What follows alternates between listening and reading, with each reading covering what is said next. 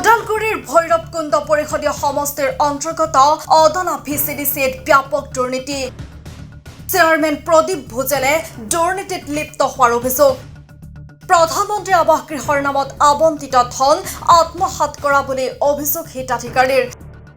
গৃহহীন লোকৰ সপোন পূৰাবলৈ ভাৰত চৰকাৰে ৰূপায়ণ কৰিছিল প্ৰধানমন্ত্ৰী আৱাস যোজনা নামেৰে এক অভিলাষী আঁচনি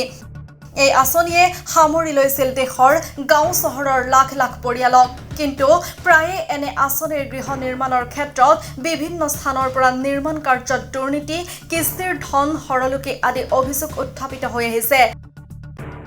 অনুৰূপ ঘটনা ওদালগুৰি জিলাৰ ভাৰত ভূটান সীমান্তৱৰ্তী ভৈৰৱকুণ্ড পৰিষদীয় সমষ্টিৰ অন্তৰ্গত অদলা ভিচিডিচিৰ 1 নং আমজুলিত সংঘটিত হৈছে 1 নং আমজুলিত প্ৰধানমন্ত্ৰী আৱাস যোজনাৰ গৃহ নিৰ্মাণৰ নামত আন এক বৃহৎ কেলেংকাৰী সংঘটিত হোৱা বুলি তথ্য উদঙাইছে খুদ হিতাধিকাৰীয়ে 1 নং আমজুলিৰ সৰ্বমুঠ 21টা পৰিয়ালৰ প্ৰধানমন্ত্ৰী আৱাস গৃহসমূহ 2 বছৰৰ পৰা 4 বছৰ ধৰি আধৰুৱা হৈ পৰি আছে ঘৰৰ কিস্তিৰ ধনসমূহ আগতীয়াকৈ ভিচিডিচিৰ চেয়াৰমেনে চল চাতুৰিৰে সংগ্ৰহ কৰি ঘৰবোৰ আধৰুৱা কৰি এৰা বুলি ক্ষোভেৰে প্ৰকাশ কৰে ভুক্তভোগী পৰিয়ালসমূহে ভিচিডিচিৰ চেয়াৰমেন প্ৰদীপ ভুজেলে দুখীয়া দিন হাজিৰা কৰা পৰিয়ালসমূহৰ পৰা কিস্তিৰ ধনসমূহ আগতীয়াকৈ সংগ্ৰহ কৰি নিৰ্মাণ কাৰ্য আধাতে এৰি অজুহাত দেখুৱাই আঁতৰি থাকে বুলি ক্ষোভ প্ৰকাশ কৰে হিতাধিকাৰীসকলে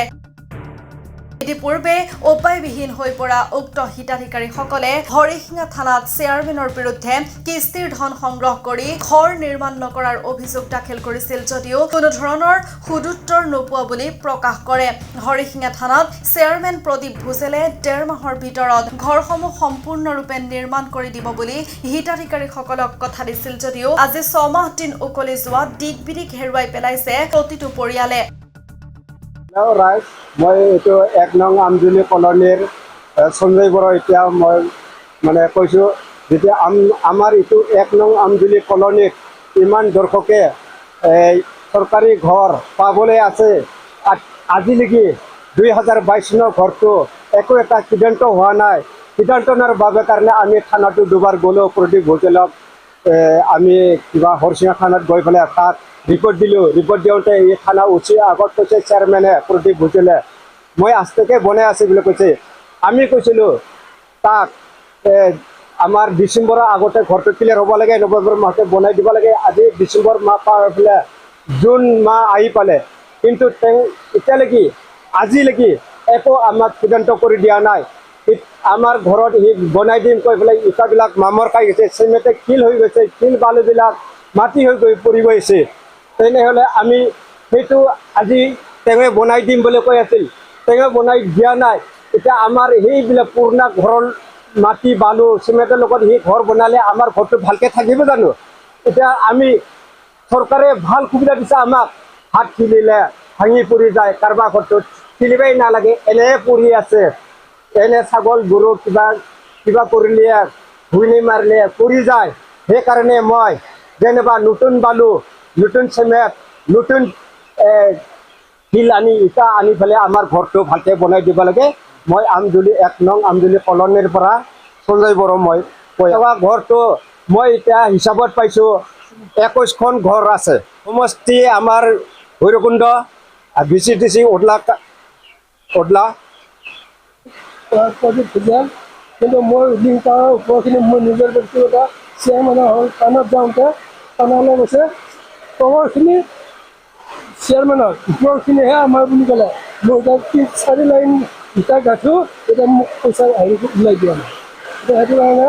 আৰু মোৰ পৰা 3,900 টকা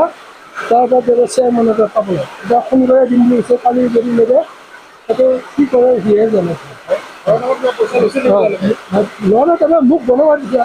তাৰমানে মই চিমেণ্ট 5 বস্তা কিনিলোঁ তাৰপিছত বালি কিনিলোঁ কিনা পইচাখিনি মই দিম বুলি কৈ আজিকালি দিয়া নাই সেইটো কাৰণে সদায় মোৰ ব্যক্তিগত 3 লাইনটো মুধাৰ কাৰণে উঠাই থ'লোঁ তাতে কৈছে পইচা সোমাই দি আজিকালি নাই এতিয়া মোৰ দক্ষিণৰ ঘৰটো গোটেই এতিয়াও এতিয়া পানী পৰি গৈছে সেইটো কাৰণে মই তাৰ চেয়াৰমেনে কি কৰিলোঁ মই আৰু ক'লোঁ লাষ্ট ডিচিশ্যন তেনেকৈ এই যদি ইলেকশ্যনৰ আগত যদি নকৰে তেতিয়াহ'লে চেয়াৰমেনক যি কৰিব লাগে কৰিম আমি থাকবাই জাগা নাই এতিয়া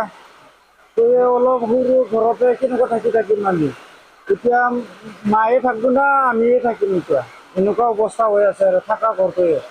ভাতো বনাই খাব নোৱাৰে জাগা এটাহে এনেকুৱা অৱস্থা হৈ আছে আৰু এনেকুৱা আৰু এতিয়া এই বনাই দিব লাগে আৰু গৰীব দুখীয়াবিলাকৰ ঘৰ দিছিল আজিলৈ ঘৰটো হৈ অহা নাই তাৰ কাৰণে আমাৰ এই ভৈৰৱকুণ্ড 69 সমষ্টিৰ যিটো আমাৰ অদলা ভিচিডিচিৰ যিটো মেম্বাৰ চেয়াৰমেন প্ৰদীপ ভুজেলে আজিলৈ মানে ঘৰখন বনাই দিয়া নাই গৰীব দুখীয়াৰ কাৰণে তাৰ বাবে আমি ঘৰটো বনাই দিবলৈ মানে ইলেকশ্যনৰ আগতে আমি কামনা কৰিছোঁ যাতে ঘৰ হৈ কিনে যাতে সুখত শুব পায় আমাৰ গৰীব গুণ্ডৰা মানুহবিলাকে গৰীব দুখীয়াবিলাকে তাৰ কাৰণে আমি কামনা কৰিছোঁ তাৰ কাৰণে চবেই ঘৰ পাব লাগে বুলি কিনে ক'ব লাগে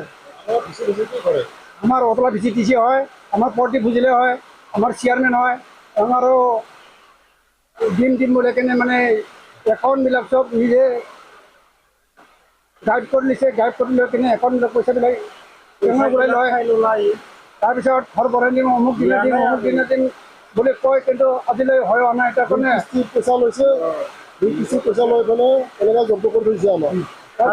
আমিতো এই বাগানত কাম কৰা মানুহ থকা ঘৰটোৱে ভাঙি লৈছোঁ থাকবাই জাগা নাই এনেকুৱা হৈ আছে আৰু দাদা আপোনাৰ নামটো কওকচোন তেখেত বড়ো ঘৰটো কেতিয়া পাইছিল তাখিনি তাৰমানে 3 বছৰ হৈ গ'ল এতিয়া কিস্তিৰ পইচা এইখিনি কাম কৰিলা আৰু এতিয়া সদায় দিনা যাই থাকো এসপ্তাহ মূৰে আজি দিম কালি দিম বুলি বনাই থাকে বুলি এই নাহে 2 কিস্তি গেল চেয়াৰমেন নামটো কি প্ৰদীপ ভুজেল তো হ'ব বনাই দিয়া নাই টংলাৰ পৰা মৃন্ময় চহৰীয়াৰ ৰিপৰ্ট গ্লোবেল NE 24/7